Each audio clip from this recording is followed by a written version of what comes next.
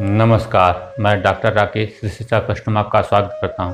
आज उपस्थित हूं राशिफल संख्या 9 को लेके। आज हम आपको जो है केतु के गोचर का भावफल बताएंगे।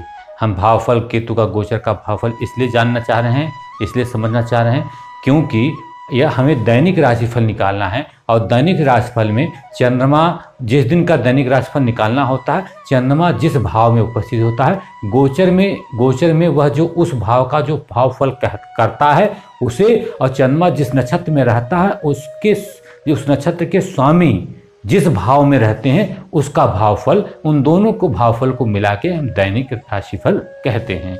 तो इसलिए हमें जो है यदि चंद्रमा अश्विनी मघा मूला नक्षत्र में हो तो केतु स्थित भाव को भी जो है फल कथन में शामिल कर लेना चाहिए। चंद्रमा तो जिस भाव में है वह अपने भावफल तो देगा ही। ठीक, तो अब देखते हैं कि यहाँ पे जो है केतु का जो है क्या भावफल होता है गोचर में। केतु गोचर में 3, 6, 11 भाव में शुभ फल देता है, ऐसा जानते हैं। बाकी जगह वह अशुभ फल देता है। आइए देखते हैं कैसे देता है।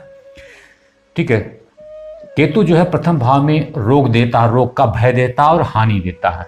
और द्वितीय भाव में धन नाश शत्रुता बढ़ाता है। तृतीय भाव में धन लाभ और वृद्धि, हर प्रकार की वृद्धि करता है। और चतुर्थ भाव में बंधुओं आदि से कष्ट देता है। पंचम भाव में शोक और धन हानि कराता। षष्ठम भाव में सुख और धन लाभ कराता। सप्तम भाव में दुर्गति और कहीं न कहीं दर्द, पेट वगैरह में दर्द देता।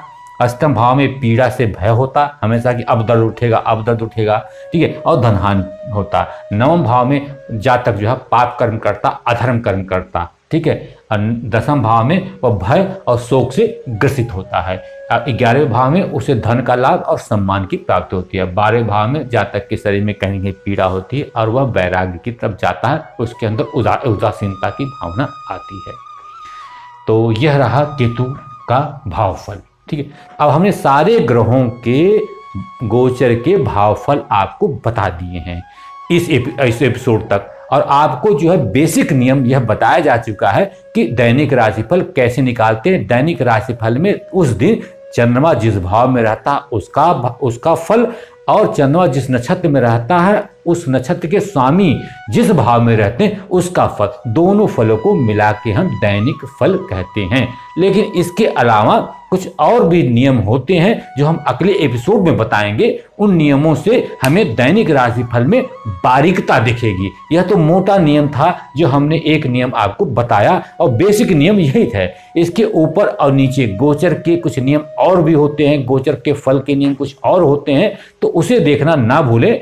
एपिसोड अगर 1 से लेके लास्ट तक सारे एपिसोड राशिफल के देखेंगे तभी आप बारीकता से राशिफल निकालना सीखेंगे। अदरवाइज कहीं न कहीं आपके जो है फल कथन में कमी रह जाएगी। तो अभी तक तो जो मैंने बताया वो सामान्य नियम बताया है और जो है मेन नियम बताया है, लेकिन इसके अलावा भी जो है कुछ नियम ऐसे होते हैं जो आपके फल कथन को और परिपक्व बनाएंगे, आपके राशिफल फल कथन को बहुत परिपक्व बनाएंगे।